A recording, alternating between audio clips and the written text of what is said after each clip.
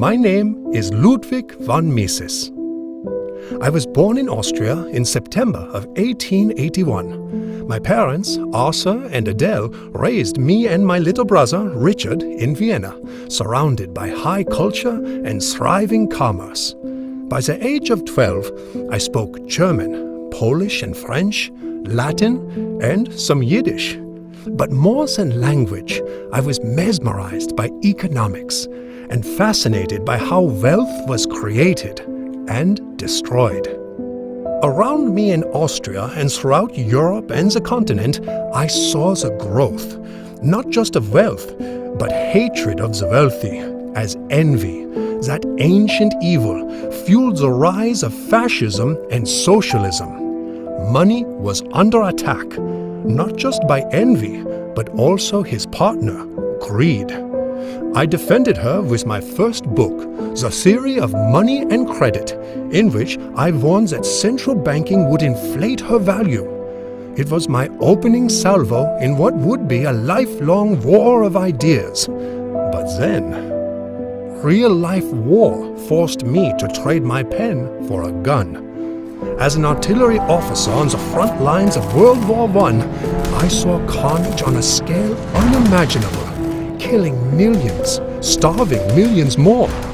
I saw firsthand not just the limits of central planning, but the hatred and madness that war unleashed. Humbled by defeat, immobilized in a hospital by my wounds, I decided to devote the rest of my life to defending civilization against the forces of government tyranny. I wrote Nation, State and Economy, defending free markets and free trade, and dooming my own career in the process. The University of Vienna closed its doors to me, calling me too classically liberal, too indefatigable, and too Jewish. To my mother, I wasn't Jewish enough, falling in love with Schicksa actress Margit. I made new friends, gathered new colleagues and students, including Friedrich Hayek, who enjoyed the spirit of open inquiry with which we exchanged ideas. In 1922, I published Socialism, a comprehensive indictment of socialist economic policies which destroy not just incentives, but information about the value of goods. This book and my Jewish heritage made me a marked man. Hitler Youth were marching in the streets outside my apartment. My countrymen were calling for Austria to join Germany in their great socialist scheme to drive Jews from Europe. I got out just in time. I later learned the Nazis raided my apartment, seized my papers, and burned my books in the streets. But my greatest book ever burned yet inside of me. I decided to write a book for the ages, Human Action, in which I would present a comprehensive case for laissez-faire, capitalism-based individual decision-making. With my country now being consumed by National Socialism and all Europe and soon the world on the brink of war, I had a life or death decision to make myself. My wife, Margit, our two daughters and I made our harrowing escape through the hills and back roads, narrowly evading Nazi capture, and eventually made our way to America.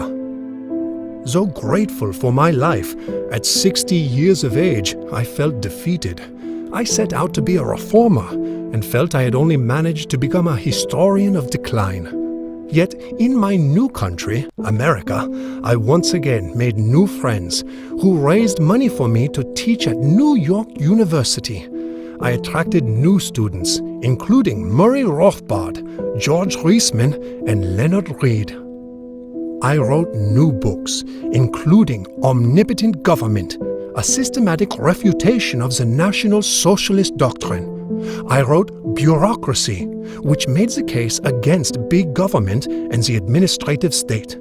And finally, my friend Henry Hazlitt convinced me to translate my magnum opus, Human Action, into English. At first, Yale University Press rejected it, claiming no one would read a 1,000-page book championing capitalism.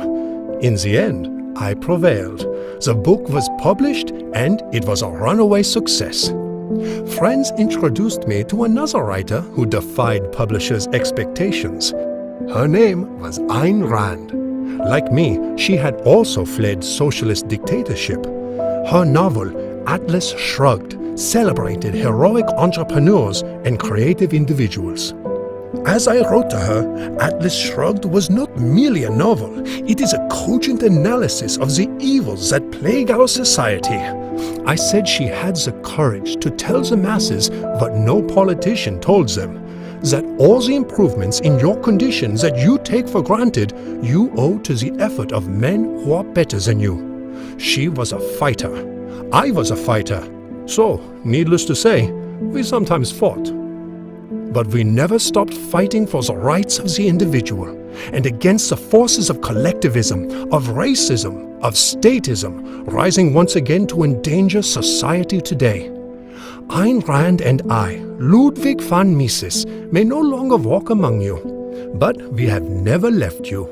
And we have left to you the legacy of reason, individualism, liberty. That is now yours to defend.